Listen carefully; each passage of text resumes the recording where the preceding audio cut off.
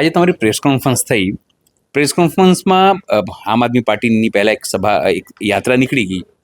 આજે પણ તમે અહીંયા આવીને આમ આદમી પાર્ટીની ચર્ચા વધારે કરી કે એ લોકોની યાત્રા ફ્લોપ હતી, આ હતું તે હતું. આમ આદમી પાર્ટી એટલું બધું કડવાશ કેમ? ભલે છોડી દીધું પાર્ટી.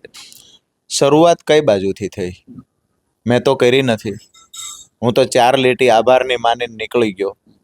તો આમ આદમી પાર્ટીની ફરજ શું બનતી કે રાજુ કરપડા અમારી સાથે 5 વર્ષ રહ્યા. હવે અમારો ને એનો સાથ અહીંયા સુધી લખાયેલો હશે.